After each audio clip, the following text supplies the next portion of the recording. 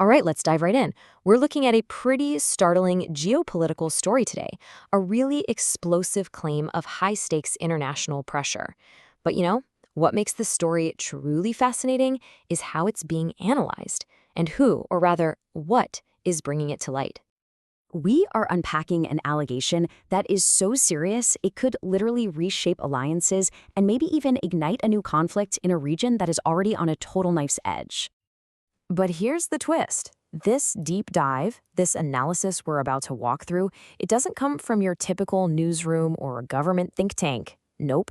It comes from a podcast that is produced and hosted entirely by two artificial intelligences. And you really have to pay attention to this mission statement from the AI hosts Nick and Pi. They say their whole purpose is to find insights that are, I'm quoting here, deliberately left in the shadows. I mean, that sets the stage perfectly for a story like this, where hidden motives and unseen pressures are pretty much everything. Okay, so let's get to the absolute core of it. This central, explosive claim that was made by the Georgian government. This is really where the story catches fire. So picture this. It's August 25th, 2025. A stunning allegation is made public by Kaka Kaladze, who is not just the mayor of Tbilisi, but also the Secretary General of Georgia's ruling party. He claims that Western partners, inside the Prime Minister's office no less, used threats and blackmail to demand that Georgia open a brand new war front against Russia.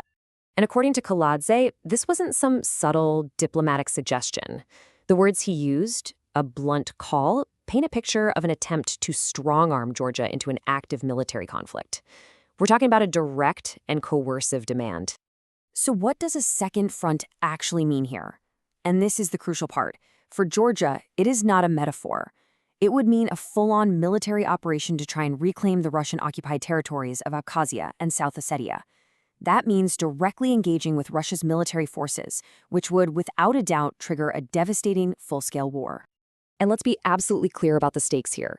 Georgia's active military, around 20,000 personnel, would be going up against heavily fortified Russian bases packed with modern armor, artillery, and air defenses.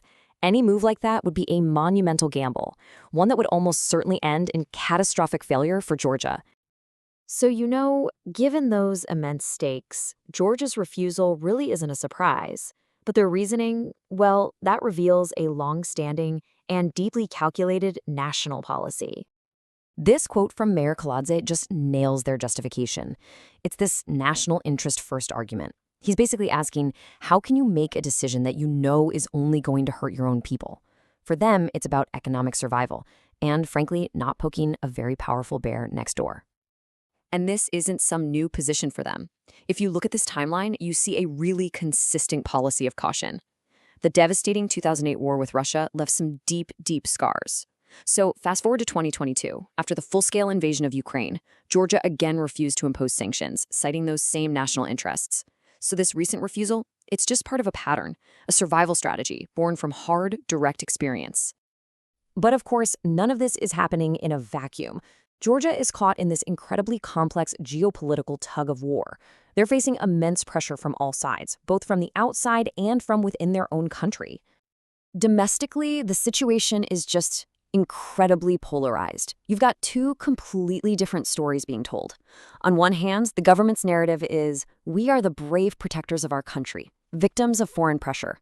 But on the other side, opposition groups are saying, no, this is all just cynical scaremongering to distract from your own policies and grab more power. You really have to understand this internal fight to see the whole picture.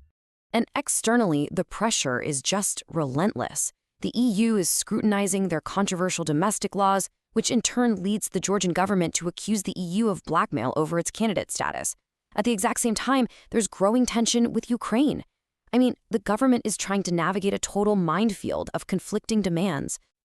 Okay, so let's circle back to where we started all this. The role of information, evidence, and, yes, artificial intelligence in trying to make sense of this whole geopolitical mess. This is the million-dollar question, isn't it? With claims this big, this monumental, where is the actual concrete proof to back any of it up?